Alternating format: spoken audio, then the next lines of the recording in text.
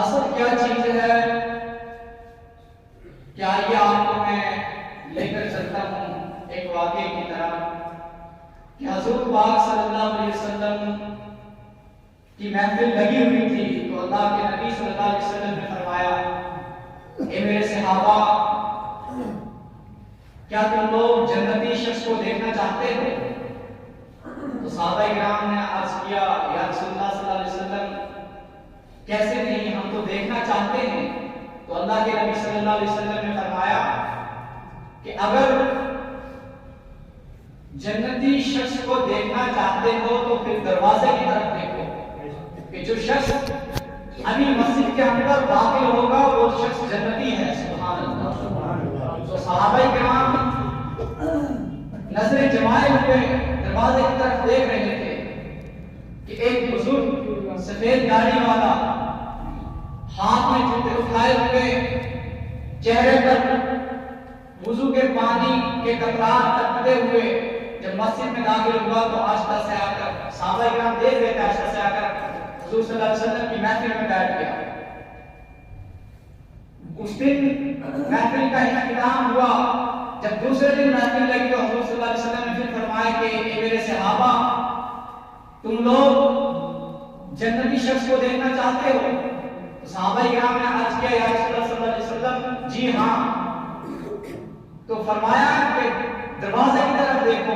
جب دروازے کی طرف دیکھا تو وہی شخص دوسرے دن بھی اسی حال کے ساتھ مسجد میں داخل ہوا تو آہستہ سے آ کر محفل میں بیٹھ گیا۔ دوسرے دن بھی محفل کا اختتام ہوا۔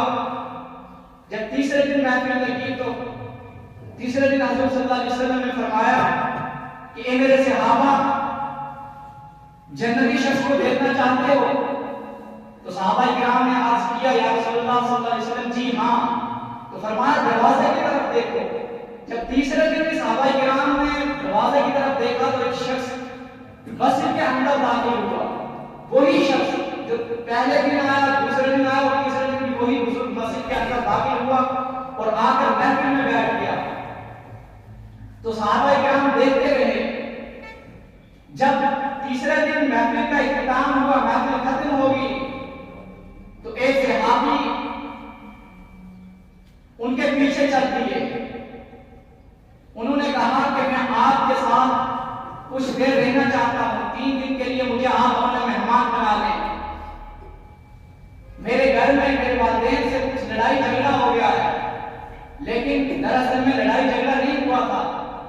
ان کی جو سوچ تھی، ان کی جو مقاصد تھا، ان کا یہ مقاصد تھا کہ اللہ کے محبوب نے 3 دن اس شخص کو 3 دن اس شخص کے لیے کہا کہ یہ شخص جنتی ہے، یہ کچھ نہ کچھ ایسا عمل کرتا ہوگا کہ جس کی وجہ سے اللہ کے نبی صلی اللہ علیہ وسلم نے فرمایا کہ یہ شخص جنتی ہے، تو میں اس کے ساتھ 3 دن رہوں گا تو مجھے وہ عمل پتہ چل جائے گا کہ جس کی وجہ سے ہم بھی وہ عمل کر کے جنتی ہو سکیں۔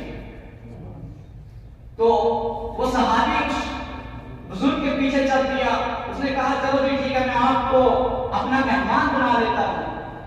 جب اس کے گھر میں گئے، دن گزرا، رات ہوئی، کھانا کھایا، نماز پڑھی اور اس شخص کو بستر ڈال کے دیا، وہ لیٹ گیا چادر لے کر۔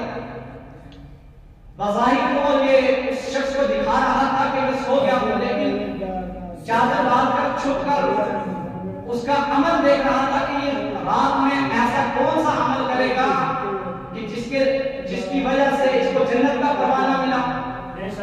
تو رات کو بھی دیکھتا رہا، رات گزر گئی، وہ شخص رات کو سو گیا، صبح اٹھا، وضو کیا، نماز فجر ادا کی۔ دوسرا دن بھی گزر گیا، جب تیسری رات آئی تو وہ بھی اسی طرح گزر گئی، تیسرا دن بھی گزر گیا، یہاں تک کہ اس شخص کی مہمان نوازی ختم ہو گئی۔ جب وہ جانے لگا تو اس نے کہا کہ میں تو کسی مقصد کے لیے یہاں پہ آیا تھا، وہ مقصد تو مجھے ملا نہیں۔ میں تو سوچ رہا تھا کہ یہ رات کو پتہ نہیں ایسا کون سا عمل کرے گا کہ جو مجھے پتہ چل جائے تو مجھے بھی اتنی جنت کا پروانے کی ٹکٹ مل جائے، لیکن اس نے تو کچھ ایسا عمل کیا نہیں، وہی نمازیں پڑھی، وہی کام کیے جو ہم کرتے ہیں۔ اور حضور صلی اللہ علیہ وسلم نے اس شخص کے لیے اب جب جانے لگا تو کہا کہ ایک بزرگ مجھ سے کوئی لڑائی جھگڑا میرے گھر والوں کے ساتھ میرا نہیں ہوا، لیکن میں جس مقاصد کے لیے یہاں پہ آیا وہ مقاصد مجھے حاصل نہیں ہوا۔ آپ بتا دیں کہ آپ کے لیے اللہ کے نبی صلی اللہ علیہ وسلم نے فرمایا کہ آپ جنتی ہیں، تو آپ کو عمل بتا دیں کہ جو عمل آپ کرتے ہیں۔ تو اس صحابی نے فرمایا، اس شخص نے بزرگ نے فرمایا کہ میرا عمل تو 3 دن انتظار کرتا رہا کہ میرا عمل تجھے پتا چل جائے، تجھے جنت کی ٹکٹ مل جائے، جنت کا پروانہ مل جائے۔ 3 دن تو کیا 3 مہینے، اگر تو 3 سال بھی رہے، پوری زندگی لگا دے تو میرا وہ عمل تو نہیں جان سکے گا، وہ راز نہیں جان سکے گا کہ جس کے لیے حضور صلی اللہ علیہ وسلم نے فرمایا۔ تو فرمایا کہ وہ عمل ہے کیا؟ فرمایا وہ عمل یہ ہے کہ اس دل کے اندر کسی مومن شخص کے لیے بغض اور حسد نہیں ہے۔ سبحان اللہ۔ اس دل کے اندر کسی مومن شخص کے لیے بغض اور حسد نہیں ہے، تو یہ عمل اگر تو 3 سال بھی رہتا، پوری زندگی بھی رہتا، تو اس عمل کو تو جان نہیں پاتا۔ تو حسد ایک ایسی بیماری ہے کہ جو ہمارے ایمان کو کھوکھلا کر دیتی ہے، ہمارے اندر کو کھوکھلا کر دیتی ہے، خالی کر دیتی ہے۔ ایک طرف سے ہم نمازیں بھی پڑھتے ہیں، عبادتیں بھی کرتے ہیں، دوسری طرف سے ہم حسد رکھتے ہیں۔ جس طرح لکڑی آگ لکڑی کو جلا دیتی ہے، اسی طرح حسد جو ہے، وہ بغض جو ہے، وہ ایمان کو، نیکیوں کو ختم کر دیتا ہے، اور ہماری نیکی کرنے کا بھی کچھ فائدہ بھی نہیں رہتا۔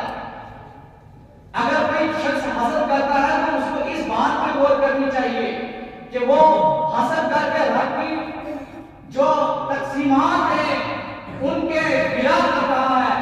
رب اللہ پاک نے اگر کسی کو کوئی چیز دی ہے، اگر کسی کے پاس گاڑی ہے، بنگلہ ہے، کوٹھی ہے، مکان ہے، تو وہ رب کی تقسیمات ہیں، وہ انسان کے لیے کچھ نہیں کر سکتا۔ اللہ پاک نے فرمایا کہ وما تشاءون الا ان یشاء اللہ، کہ انسان کے برا چاہنے سے کچھ نہیں ہوتا، انسان چاہے جتنا بھی برا کر لے کچھ نہیں ہوتا۔ اللہ پاک فرماتا ہے کہ جب تک میں نہ چاہوں، سبحان اللہ، وہی ہوگا، وما تشاءون الا ان یشاء اللہ، کیونکہ وہی ہوگا جو میں چاہوں گا۔ انسان کے چاہنے سے، انسان کا برا چاہنے سے کچھ نہیں ہوتا، بلکہ کسی کے ساتھ حسد کرنا یہ ہمارے اندر جو ایمان ہے، جو ہم نیکیاں کرتے ہیں، اسی کو خالی کر دیتا ہے، ہمارے اندر کو خالی کر دیتا ہے۔ اس لیے حسد سے بچا کریں۔ اگر اللہ پاک نے کسی کو مال و دولت دیا ہے، کسی کو کوئی چیز ایسی دی ہے کہ وہ آپ سے اوپر ہے، آپ سے بڑھ کر ہے، تو اسے حسد نہ کریں، بلکہ یہ کہیں، یہ دعا کریں اللہ پاک سے کہ اللہ پاک تم نے اس کو عطا کیا، اس کے صدقے مجھے بھی عطا کر۔ اب ہم کسی کو اللہ پاک نے کچھ دے دیا ہے، کوئی گاڑی دے دیا، مکان دے دیا ہے، تو یار اس کو کیوں ملا؟ اس کو نہیں ملنا چاہیے تھا، یہ اس کے قابل نہیں تھا۔ اللہ پاک نے چاہا تو اس کو دیا۔ ہم تقسیمات، اللہ پاک کی تقسیمات کے خلاف ہم بات نہیں کر سکتے، سوچ نہیں سکتے۔ اسی کو ایک حسد کہا جاتا ہے کہ کسی کے اللہ پاک نے کسی کو دیا ہے تو ہم اگر اس پہ اعتراضات کریں گے تو یہ خلاف ہے، یہ خلاف سنت بھی ہے، اور ہمارے جو نیکیاں ہیں تو ان نیکیوں کا خسارہ بھی ہے۔ ہماری نیکیاں اس کے ساتھ جو ہے وہ ختم ہو جاتی ہیں۔ اگر کوئی شخص کسی کی بات آپ کے سامنے ظاہر کرنے لگے کہ میں فلاں کا راز آپ کو بتا رہا ہوں، فلاں کی یہ برائی میرے سامنے آئی ہے، میں آپ کو سنانے جا رہا ہوں، تو اس کو منع کرتے ہیں کہ یہ برائی نہ سنائیں۔